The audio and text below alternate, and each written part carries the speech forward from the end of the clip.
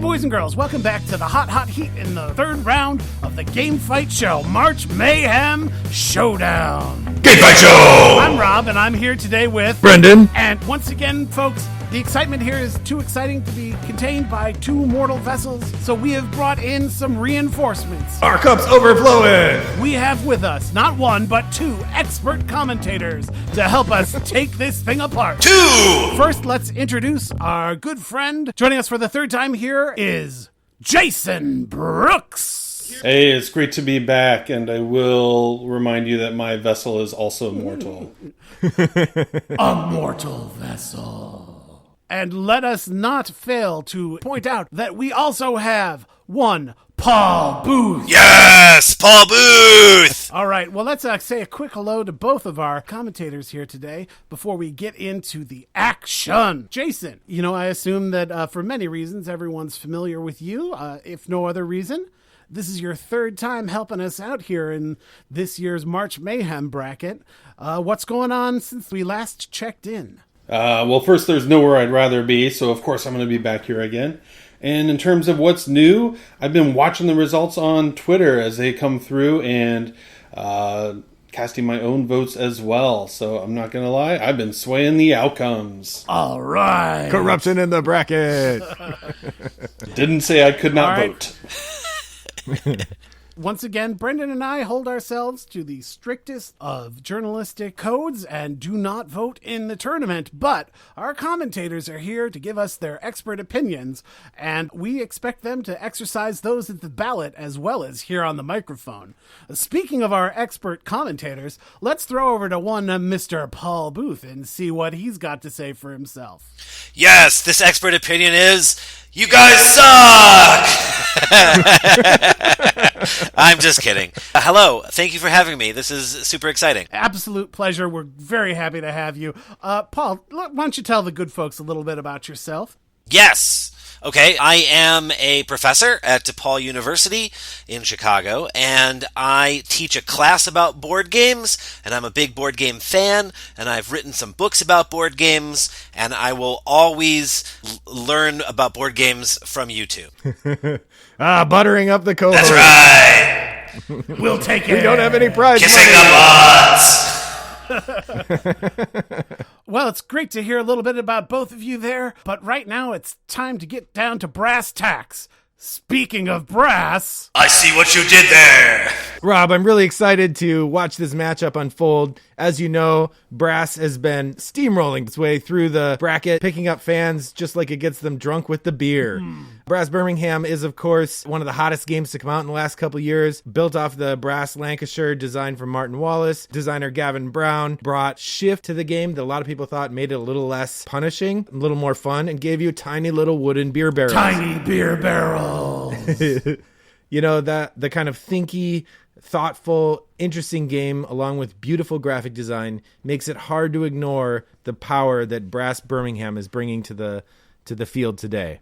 All right, now, gentlemen, I'm going to just take us, it might feel like a little bit of a diversion, but I think that it's a question that the audience is going to demand to be answered. Do you think that the rumors are at all true that Brass Birmingham bringing in the addition of the beer tokens was a response to Vlada Chvátil's bleeding tokens? No! There's that hot take that we look for from our commentators. You're fitting right in here, Paul. I thought I remember reading a tweet once that he didn't even pay attention to Vlada's games, so I'm not sure if that would be the case. The last time, Vlada was right there at the end, coming up against Netrunner with code names. Who lost? But, Indeed. I'm going to ask you, how many bleeding tokens are there in each copy of Codenames? None. My copy has 4. When will these designers learn? Well, I think there's something to be said for Brass Birmingham and its beer tokens. It conquered Food Chain Magnate, which comes with all those different little tokens for all the different fast foods. It conquered Terra Mystica, which has so many little houses and temples and strongholds that you hurt your back when you lift the game up. Even though Brass Birmingham, the only interesting, unusual 3D component is those barrels, we got to let that account for something. I'm still waiting for the expansion that includes the taps. This is the third time that we've seen Birmingham come up against a competitor here in the bracket this time. And Roxley Game Lab is doing a great job here. Commentators, one of the things that stands out most about the reprint of Brass Lancashire and the new Brass Birmingham is its art style. Can either of you talk, or both of you talk a little bit about the role that art plays in swaying fans to decide these games? I've got to say, it really is art that first drew me to even pay attention to Brass Birmingham. When I first saw some of the images and the pictures of it online, including some actual great videography of it, after it came out, the components and just the art and the way that it jumped out really pulled me in. It made me feel like I was in the dark, dreary, but interesting world of late 18th century and 19th century England. And I tell you, anytime a game can suck me in like that with its art, it's already sold me to get it to the table. I'd agree. I think, Jason, your point is excellent, that art not only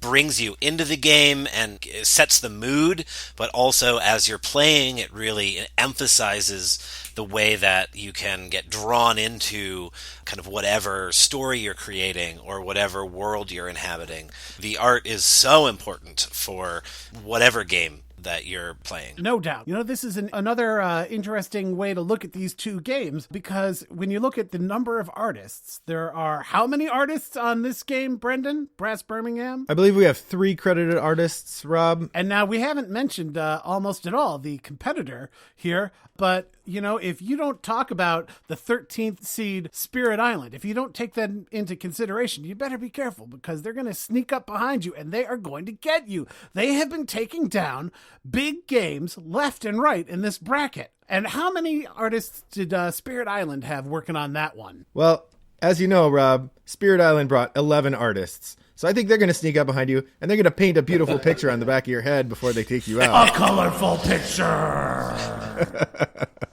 Well, the art in Spirit Island is really incredible. And I think one thing to point to, both games set their tone through the art. No Spirit question. Island, yeah. Brass, like Jason said, you see the art in Brass, you are drawn into the emergence of the industrial era. With Spirit Island, you get this sort of magical sense, this idea of this far-off place, but then the art on the board is so carefully designed to evoke Settlers of Catan, just Catan now, right? That it is a game that sort of answers the question of what happens to the people on the island when we show up. And I think the art in Spirit Island really evokes and provokes a strong reaction. And so, as much as the art of Brass is really strong, we can't ignore the beauty of Spirit Island. You'd be a fool to do so. So speaking of artists here we have Lena Cossett and David Forrest, classic team working together, but not under their secret identity. They haven't formed sort of Wonder Twins / Voltron-like into Mr. Cuddington. Mr. Cuddington! These folks, they've worked on a lot of games for Roxley alone, but they've worked on some wonderful games for other publishers as well, not least of which being Stonemaier Games' Charterstone. Yeah, Mr. Cuddington, their art is pretty incredible, and frankly, I hadn't, until you just said that now, Rob, I hadn't made the connection that Cosette and Forrest, I hadn't remembered their secret identity of Mr. Cuddington. It's interesting to see the difference in style that they bring when they have the third artist David Mamoliti there, as opposed to the sort of more whimsical style that they bring to games like the Grim Forest, I believe is a Mr. Cuddington work. And Charterstone's another example of that, the whimsy. Yeah. So it's interesting to see how, because Brass is anything but whimsical, and it's certainly very realistic in a way that those other games have a bit more fantasy to them. No doubt. Well, and, when we're talking about art styles, Damien Mamalides' work on Brass Lancashire, I really think sort of set the tone for this. And let mad props to Mr. Cuddington for being able to follow along. For sure. As the voters are deciding, one of the big considerations is, do you go heavy competitive game or heavy cooperative game? Because, Brass is... Even Brass Birmingham, which is less cutthroat than its grandfather, is still a very cutthroat game. You know, you build a brewery, you've got a couple barrels of beer on the board, and before you know it, someone else has taken those barrels and went and sold their pottery with your barrels, and boy, that's infuriating. Whereas, you know, Spirit Island, it is also a very heavy, complicated game, but you're not fighting each other. And, you know, maybe the voters are just going to be in the mood for something a bit more cooperative. Yeah, Spirit Island. You know, this is an example of designer in Eric Royce, rhymes with voice, by the way, who, you know, he's a new generation of designer here. This game came out with Greater Than Games, I think best known for having made Sentinels of the Multiverse. Mm-hmm. But Eric himself, if you talk to him, if you asked him what his primary job is, he'd tell you dad. He's a stay-at-home father, calls himself a house husband, but he fits in time to make some incredible games here with Greater Than Games. Whereas you look at Martin Wallace and, you know, he's got more than 50 games to his name. And 50 games that are all incredible. Well, not all incredible, let's be frank. But 50 games that are really interesting and continuously surprising. Mm-hmm. I mean, one of the things that's really fun about Wallace's designs is even the ones that don't knock it out of the park, he's doing something unusual. And I think that's where Royce is really bringing in the heavy artillery up against Wallace, is that he is bringing a very unusual game with lots of interesting mechanisms. And I think it's hard not to say the stay-at-home dad is going to be somebody to watch. And I think it's also important, right, that Royce is bringing in a game that is directly responding to other games and is bringing a game that has an actual point of view that we can read and understand. No question. You know, another consideration here is how many co-op games did we have in the bracket at the beginning? Not many. How many do we have now? I believe this is our only one. So, you know, there's only one place for, if you are a dedicated, dyed-in-the-wool co-op gamer, this is your only choice as a co-op gamer to vote for something to try to get it through to the semifinals. When I think about it, Gloomhaven's still in the bracket, which most of the time is a cooperative game, so really people still have two yet to vote for. That's true. You know, speaking of not wanting to turn your back on a game, Gloomhaven, number one seed in the whole bracket. Oh boy, what was I thinking? But you know, that's an interesting thing that we could have happen in a moment here. We could have Spirit Island against Gloomhaven. It could be co-op versus co-op. You want to talk about Knives Out? Oof. You know, I'm reminded a little bit here. I was thinking about what does Spirit Island do that Brass doesn't, or that Martin Wallace doesn't. And, you know, one thing Eric Royce has over Martin Wallace is he's successfully made an anti-colonialist game. Martin Wallace has tried twice. He tried with The Arrival, and he tried with Moa. Both of those games are about being on an island where you're invaded by colonialists or settlers. And in both of those games, you have to decide whether to work with them or not. And both games were not well received. The semi-cooperative idea of those games did not pan out. And so it's something to think about. You know, Gloomhaven, yes, it's cooperative, but you get one of those skanky scoundrels who goes running off to get coins instead of helping the group, and maybe it's not as cooperative as Spirit Island, where everybody's definitely on the same page. Yeah. Skanky. All right, hey, why don't we have each commentator give their thought on who they think's going to win? What a great idea! I just came up with it. Well, for me, it's I gotta say it's Spirit Island all the way. I love cooperative games. I love what Spirit Island is saying and doing with its storyline and its reaction to Catan, and I love the art. So for me, Spirit Island. All right, what about you, Jason? Well, in my opinion, Paul is wrong. What? This means war! I believe that victory will be found by Brass Birmingham. Between the art, the gameplay that really is, I think, a successful build on the previous version of Brass Lancashire, and the fact that it's got the beer barrels, I think those three things are going to appeal to enough voters to ultimately move that one on to the semifinals.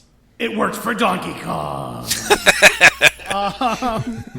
Well, you know, there's only one way that we're going to find out who's going to win here in the tournament, and that's if you go to Twitter @GameFightShow. Game Fight Show! Invite you. And vote, vote, vote. Vote, vote, vote. Before we say goodbye, I want to talk to Jason and Paul a little bit. Jason, where can the good people find out what you're doing with your game design and your other wonderful endeavors, my good friend? Yeah, you can find me on Facebook or Twitter or my website at Brookspun Games. Brookspun Games.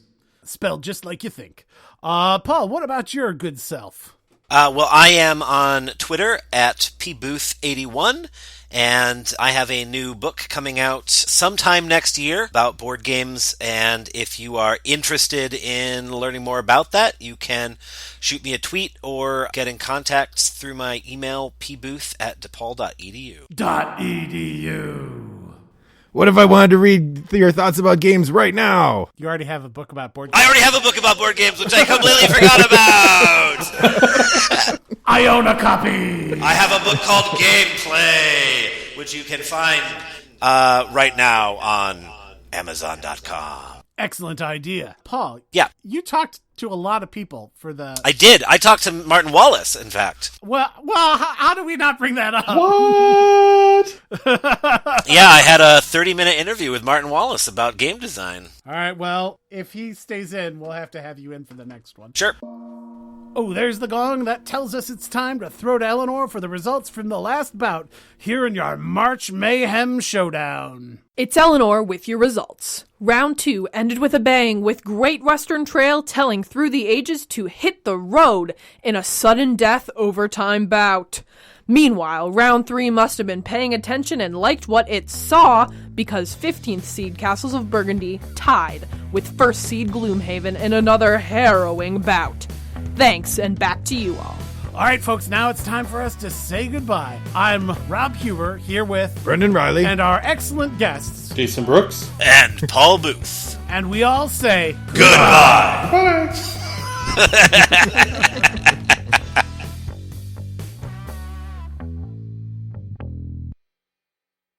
Brought to you by Rattlebox Games.